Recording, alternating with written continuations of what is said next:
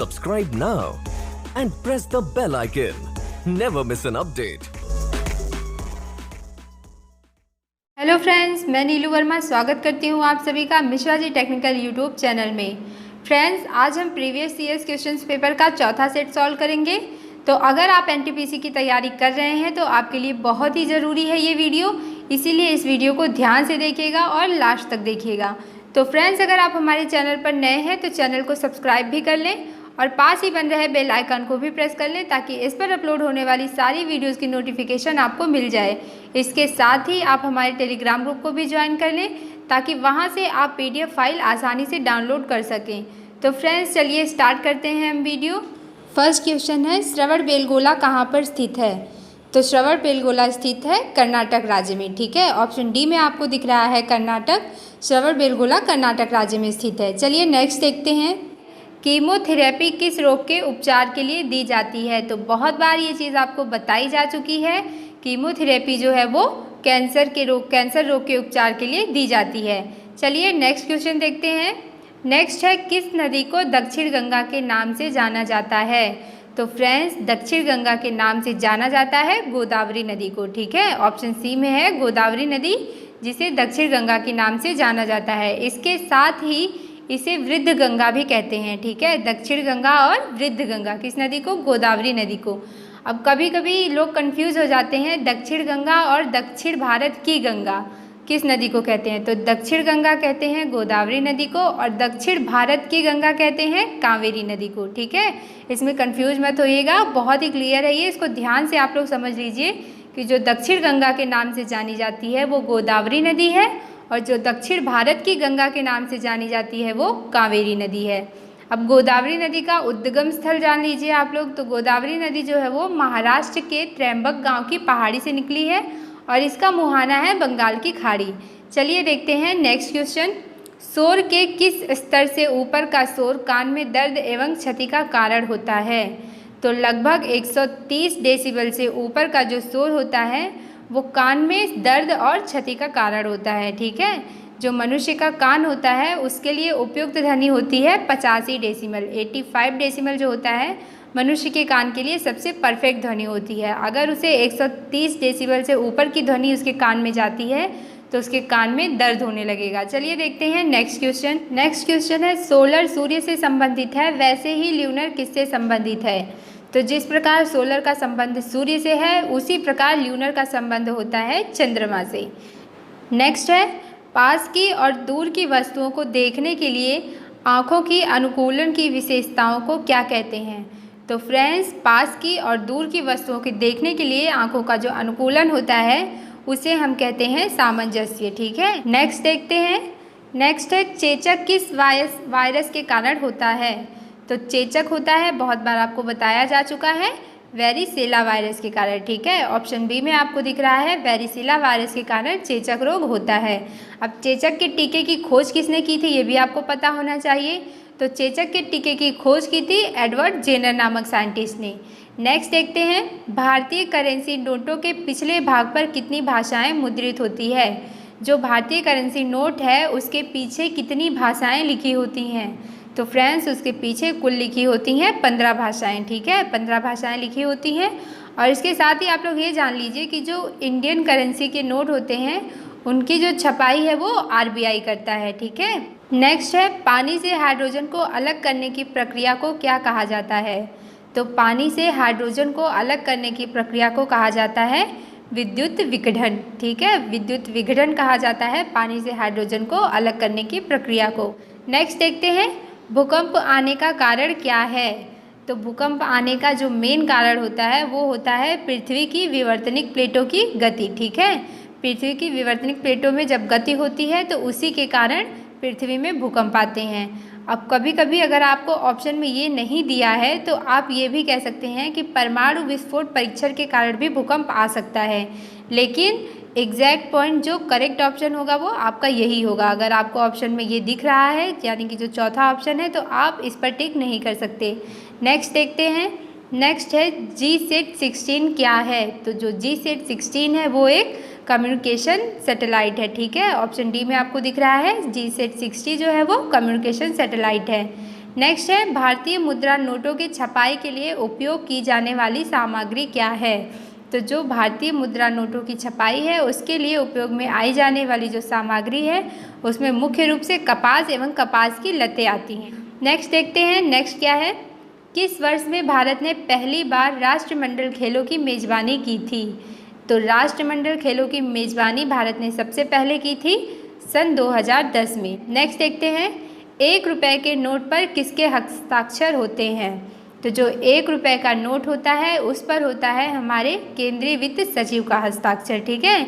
इसके अलावा जितनी भी भारतीय नोट हैं, जितनी भी भारतीय करेंसी की नोटें हैं, उन सब पर RBI reserve bank of India का जो गवर्नर होता है उसके हस्ताक्षर होते हैं। लेकिन 1 रुपये की जो नोट है उस पर हमारे केंद्रीय वित्त सचिव का हस्ताक्षर होता है। इसको आप लोग याद रखिएगा, कई बार ये क्वेश्चन पूछते हैं एग्जाम में। नेक्स्ट क्वेश्चन देखते हैं, निम्नलिखित में से कौन सा एक सर्च इंजन नहीं है। तो फ्रेंड्स, याहू, बिंग और गिग ब्लास्ट जो है वो सर्च इंजन है, और बचा आपका फ्लिपकार्ट। तो ये जो है ये सर्च इंजन नहीं है। फ्लिपकार्ट क्या है, तो ये एक ऑनलाइन मार्केटिंग की वेबसाइट है। आप लोग ऑनलाइन अगर शॉपिंग करते हैं तो आप फ्लिपकार्ट के थ्रू कर सकते हैं। अब फ्लिपकार्ट के फाउंडर्स कौन है, तो सचिन बंसल और बिन्नी बंसल, ये दोनों हैं फ्लिपकार्ट के फाउंडर्स। नेक्स्ट है, निम्नलिखित में से कौन सा एक प्राकृतिक ब्लीचिंग एजेंट नहीं है। मैक्सिमम लोगों को पता होगा कि नींबू, आलू और टमाटर, इन तीनों का यूज़ किया जाता है ब्लीचिंग एजेंट के रूप में, लेकिन शिमला मिर्च का यूज़ नहीं किया जा सकता। नेक्स्ट है, पादप विज्ञान में किसका अध्ययन किया जाता है। तो पादप विज्ञान नाम से ही आपको इंडिकेट हो रहा होगा, पादप विज्ञान में किया जाता है पौधों का अध्ययन। चलिए नेक्स्ट क्वेश्चन देखते हैं, सांडों को वश में करने का खेल जलीकट्टू किस राज्य में प्रसिद्ध है। तो जलीकट्टू नाम का जो खेल है ये खेला जाता है तमिलनाडु में, ठीक है। तमिलनाडु राज्य में जलीकट्टू नाम का खेल खेला जाता है। नेक्स्ट क्वेश्चन देखते हैं, नेक्स्ट है, ऑडियो हेडफोन की सबसे पहली जोड़ी 1910 में किसके द्वारा बनाई गई थी। तो ऑडियो हेडफोन जो होता है उसकी पहली जोड़ी सबसे पहले बनाई गई थी नथानिएल बाल्डविन द्वारा, ठीक है। नथानिएल बाल्डविन द्वारा ऑडियो हेडफोन की पहली जोड़ी बनाई गई थी। अब ऑप्शन देख लीजिए, तो हम्फ्री डेवी जो हैं इन्होंने आर्क लैम्प का आविष्कार किया था, और माइकल फैराडे ने किया था डायनमो का आविष्कार। नेक्स्ट देखते हैं, स्वतंत्रता सेनानी भगत सिंह को किस वर्ष में फांसी दी गई थी। जो स्वतंत्रता सेनानी थे हमारे भगत सिंह, उनको किस वर्ष फांसी दी गई थी। तो उनको फांसी दी गई थी फ्रेंड्स 1931 में थी, और इनके साथ राजगुरु तथा सुखदेव को भी फांसी दी गई थी। ये भी आप लोग याद रखिएगा, क्योंकि कभी कभी एग्जाम में ये पूछा जाता है कि भगत सिंह के साथ किसको फांसी दी गई थी, या फिर राजगुरु के साथ और किन 2 लोगों को फांसी दी गई थी। तो इस चीज़ को आप लोग याद रखिएगा।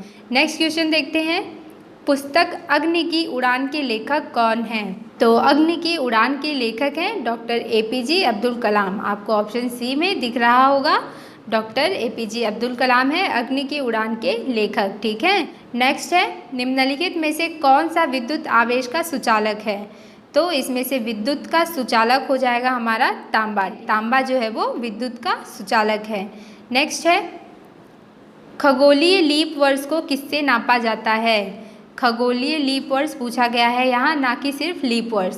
तो खगोलीय लीप वर्ष को मापा जाता है प्रकाश वर्ष से, ठीक है। ऑप्शन बी में आपको प्रकाश वर्ष दिख रहा होगा। जो खगोलीय लीप वर्ष है उसे प्रकाश वर्ष से मापा जाता है।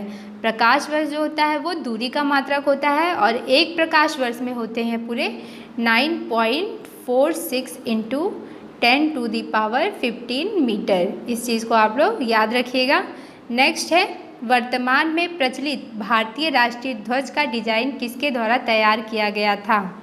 तो वर्तमान में जो हमारा राष्ट्रीय ध्वज है इसकी डिज़ाइन तैयार की गई थी पिंगली वेंकैया जी के द्वारा।